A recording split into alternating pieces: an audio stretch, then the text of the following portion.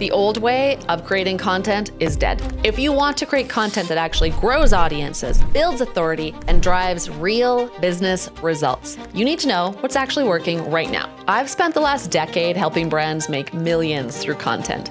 Right now, I'm watching 90% of people waste their time on strategies that stopped working years ago. So these are the 7 content strategies that are dominating and how to use them to get ahead of everyone else. The first strategy is something that most people have no idea about and would probably even disagree with. You need to start creating content for AI. People who win in the content space understand that content isn't just for humans anymore. It's also for AI. When someone comes to me saying they've been posting consistently for a year with 0 results, I ask them, okay, are you creating content where AI can actually find it? And they look confused, so I explain. Wikipedia, Reddit, and YouTube are now the primary sources that ChatGPT, Perplexity, and every major AI platform is pulling from. This is called AEO, Ask Engine Optimization. If your ideal customer is using AI to research solutions, and they are, and you're not showing up in those sources, you literally don't exist to them. So imagine you're investing heavily in, a LinkedIn content strategy because you know your audience is technically on LinkedIn, but then you use a tool like SparkToro to check where that audience is actually consuming information and getting answers. And you find out that most of your prospects are finding solutions through YouTube tutorials and industry-specific Reddit discussions. You have been talking to the wrong room this entire time. Every hour you spend creating content for a platform where your audience is not actively searching is an hour your competitor is spending on the platform where they are. To fix that, you should use SparkToro to find where your prospects actually consume content right now. Audit every channel you're currently on and ask these things. Is AI indexing this? Are my prospects searching here? And if the answer is no to both, cut it. It's out of the strategy. Prioritize the intersection of what AI cares about and where your audience lives. The second strategy will completely change how you think. Think in messages, not in funnels. The old way of marketing is broken. Here is what will work in 2026 and beyond. Most people, in marketing or business learn about the funnel diagram. And if you're not familiar, it's this idea that you create different types of content for different stages in a customer's lifetime. So top of funnel content to build awareness, middle of funnel to nurture interest, and bottom of funnel to basically close the sale. For a content creator, that might mean viral shorts at the top, education videos in the middle, and your course pitch at the bottom. But here's the problem. People don't follow your funnel. They follow their own, often chaotic feeling path. They can land on your homepage from Google, ready to buy. But all of your best content is buried because you organized it by funnel stage instead of by what message they actually need in that moment. The message-driven approach flips this. You map the specific messages your audience needs to hear in order, regardless of where they encounter your content. If your content doesn't stand alone and deliver value regardless of where someone finds it, you are losing people. So I teach people to map the messages your audience needs to hear. What problem do they need you to understand? What or who do they blame? What failed solutions must they acknowledge before they can move forward? For example, if someone discovers you through, a random YouTube video, that video should communicate your authority and your unique perspective instead of just catering to a specific phase of their journey. Make every message accessible everywhere based on what serves your audience. The next strategy is to start with what I call problem match.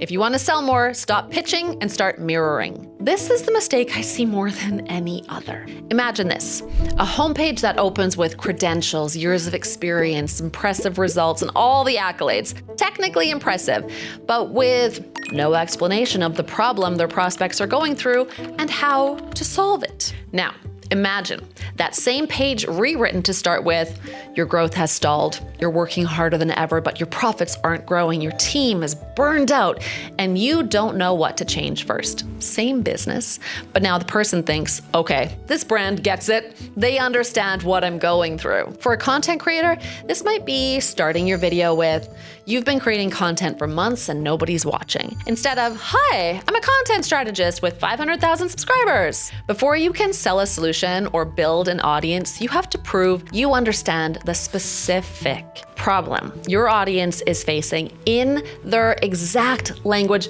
with their exact pain points. That is problem matching. And it's essential for getting people to say yes to you and your services, because if you skip problem matching, everything else you say just sounds like noise. So use your audience's exact language, not corporate speak or even expert jargon. If they say overwhelmed, don't say resource allocation challenges. Make problem match the first thing in every piece of content. So if you're a fitness creator, open with, you're tired of workout plans that don't fit your schedule, not, welcome to my channel where I post 5 workouts a week. Then test your problem statement with someone in your target audience and refine it until they go, yes, exactly that. Okay, let's dive into strategy number 4, which separates amateur content from pro content. This is what we call building your mega mean mouse. There's an old saying in direct response copywriting, and it is, don't sell a better mousetrap, sell a bigger, scarier mouse. And if you're not familiar, it just means people don't buy because your solution is, 40% faster. They buy because their current problem is killing them and everything they've tried has failed. Now, here is the difference. Most people selling project management software, for example, focus on features, okay? It's got a Gantt chart, time tracking, and all of these integrations. This is generic and frankly not that compelling. But if you build the mega mean mouse and you show prospects their chaotic approach is costing them 20 hours a week, burning out their team and causing missed deadlines that damage client relationships, suddenly people are paying attention. So for a content creator, instead of, I'll teach you better video editing, you say, your current editing workflow is taking 6 hours per video when it should take 2. And that's costing you thousands in lost opportunities. See, your prospect, the world, is already numb to better. Everyone claims to be better, faster, cheaper. But pain, fear, the realization that their situation is worse than they thought, that breaks through. That makes someone stop and think, ooh, this is me. I need to pay attention. If your content doesn't agitate the problem before presenting the solution, it won't work. So here's how to tackle this. Identify the core problem that you solve, then expand on it. What downstream effects are they ignoring? What happens in 6 to 12 months if this remains unresolved? Find your villain. It's not a person. Try instead to blame the old way, the broken system, the industry standard that's failing the prospect. For example, a productivity coach might blame the hustle culture myth that's burning you out, rather than blaming the person. Show the failed solutions and why those didn't work. Make the mouse bigger before you ever mention your mouse trap. This next strategy might seem too simple, but it's where most businesses completely fall apart. It is blank for blank positioning. If I asked you right now to tell me what you're known for in one sentence, could you do it? Most people can't, and that's the problem. If you're not familiar with blank for blank positioning, it is the simplest formula in the marketing world. The what you do for who you serve. The project management tool for creative teams. The hair growth serum for perimenopausal women. Here's why this works. If someone asks what you do and you say, we help businesses with their digital transformation, they nod politely, but they have no idea if you're relevant to them. Are you for enterprise or startups, healthcare or manufacturing? Now, imagine instead that you say, oh, we're the digital transformation consultancy for family-owned manufacturers. Still a lot of jargon in there, but instantly a family-owned manufacturer knows that you're for them.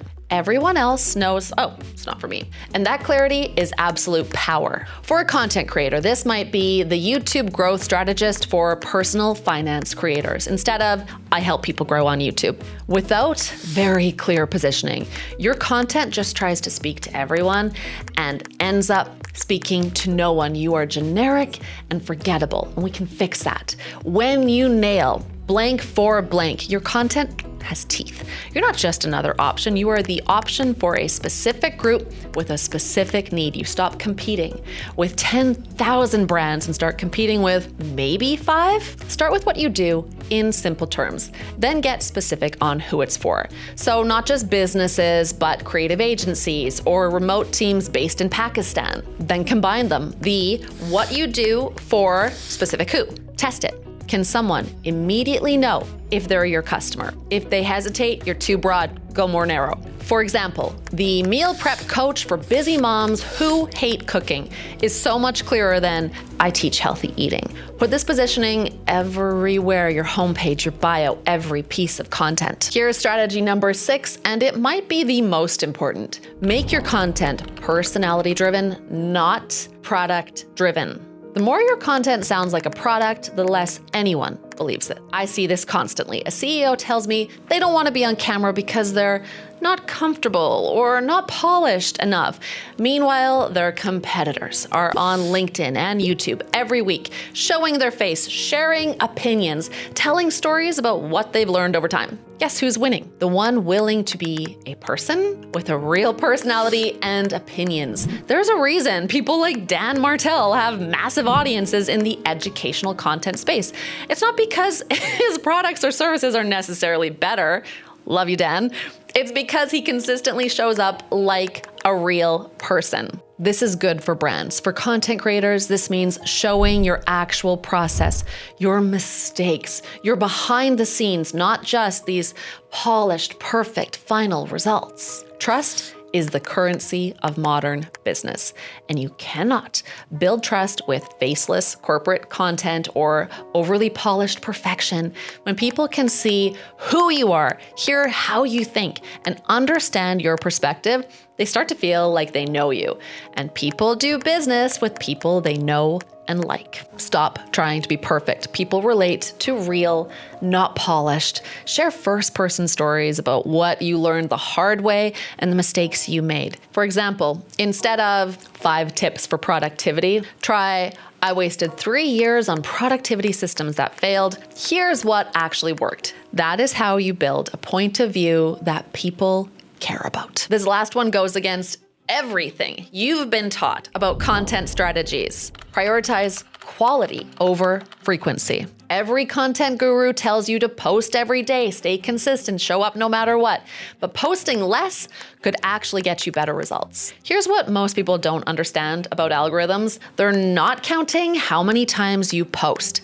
They are measuring how many people care when you post. I had a client posting on Instagram 16 times a day because some well-intentioned chorus told her that's what you're supposed to do. Her engagement was terrible. The algorithm saw spam and then deprioritized everything that she posted. That's what happens when you prioritize frequency over quality. You're not building an audience. You're training the algorithm to ignore you. Every platform, YouTube, LinkedIn, Instagram, TikTok, has what's called a golden hour. It is the first 60 minutes after you hit publish. What happens in that golden hour tells the algorithm whether your content is worth showing to more people. If you post and immediately get comments, likes, shares, obviously the algorithm is like, okay, this is valuable, show it to more people. But if you post and crickets, the algorithm says, nobody cares, deprioritize this creator and their videos. Stop posting to meet arbitrary quotas. Only post when you have something genuinely valuable. And when you do post, clear 60 minutes to respond to every comment. Show the algorithm that your content matters. Build a small group who will engage in that golden hour. Remember, a YouTube creator posting one well-researched video per week with strong engagement will outperform someone posting daily with no comments. Those were the 7 content strategies that can level up your brand or business better than anyone else. But there's still something holding your brand back that can make these strategies ineffective. And it's this: chasing original ideas. If you want to know why original ideas do not matter anymore and what works instead, watch this video next.